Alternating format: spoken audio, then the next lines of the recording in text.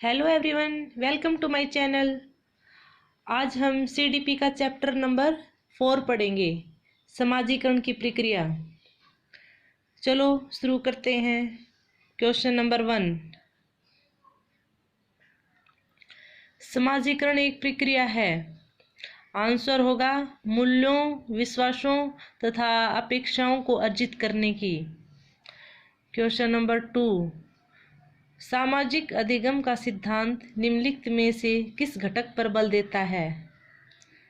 Option होंगे प्रकृति, पोषण, अनुकूलन, पाठ संशोधन। तो आंसर होगा पोषण। क्वेश्चन नंबर 3, मनोसामाजिक सिद्धांत निम्नलिखित में से किस पर बल देता है? आंसर उद्यम के मुकाबले में हीनता स्तर। क्वेश्चन नंबर 4, वेंडूरा के सामाजिक अवलोकन पर आधारित अधिगम सिद्धांत में निम्नलिखित में से कौन सी प्रक्रिया होती है?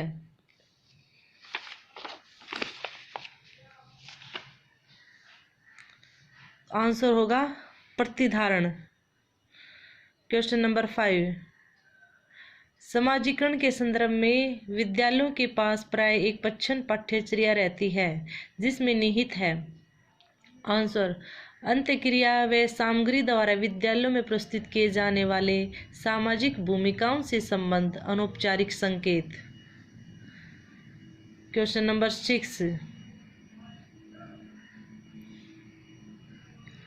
खालिस्तान कक्षा में वास्तविक सांसारिक समस्याओं से संबद्ध जटिल परियोजनाओं पर कार्य करते हुए अध्यापक व छात्र एक दूसरे के अनुभवों से परस्पर ग्रहण करते रहते हैं। आंसर होगा सामाजिक रचनात्मक कक्षा में वास्तविक सांसारिक समस्याओं से संबद्ध जटिल परियोजनाओं पर कार्य करते हुए अध्यापक व छात्र एक दूसरे के अनुभवों से परस्पर ग्रहण करते रहते हैं। क्वेश्चन नंबर 7, निम्नलिखित में से कौन सा सत्य है? ऑप्शन नंबर 1 होगा शिक्षक द्वारा प्रश्न पूछना संज्ञानात्मक विकास में बाधक है। 2, विकास और सीखना समाज सांस्कृतिक संदर्भों से अप्रभावित रहते हैं। 3, शिक्षार्थी एक निश्चित तरीके से सीखते हैं।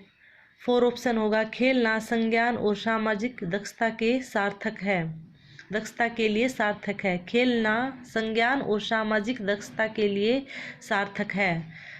ऑप्शन 4 होगा इसका आंसर। क्वेश्चन नंबर 8, समाजीकरण है। आंसर होगा समाज के मानदंडों के साथ अनुकूलन। क्वेश्चन नंबर 9, बच्चे फिल्मों में दिखाए गए हिंसात्मक व्यवहार को सीख सकते हैं। यह निष्कर्ष निम्नलिखित में से किस मनोवैज्ञानिक द्वारा किए गए कार्य पर आधारित हो सकता है?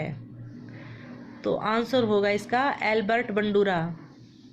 क्वेश्चन नंबर 10, सीबीएसई द्वारा प्रस्तावित समूह परियोजना गतिविधि खालिस्तान का एक सशक्त साधन है। आंसर होगा सामाजिक भागीदारी को सुगम बनाने का एक सशक्त साधन है। क्वेश्चन नंबर 11, समाजीकरण का अर्थ है। आंसर समाज में समायोजित होना। क्वेश्चन नंबर 12, छोटे शिक्षार्थियों को कक्ष में समवयस्कों के साथ अंतःक्रिया करने के लिए प्रोत्साहित करना चाहिए जिससे वे पढ़ने के दौरान सामाजिक कौशल सीख सकें। क्वेश्चन नंबर 13, शिक्षा के संदर्भ में समाजीकरण से तात्पर्य है। आंसर सामाजिक वातावरण में अनुकूलन और समायोजन।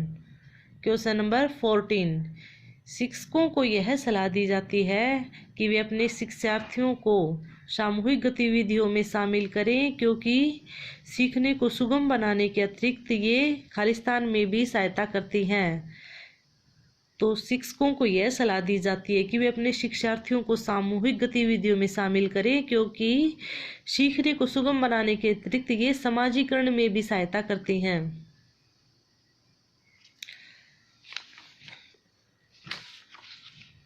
क्वेश्चन नंबर 15, सबसे अधिक गहन और जटिल समाजीकरण होता है? आंसर होगा किशोरावस्था के दौरान। Question number 16।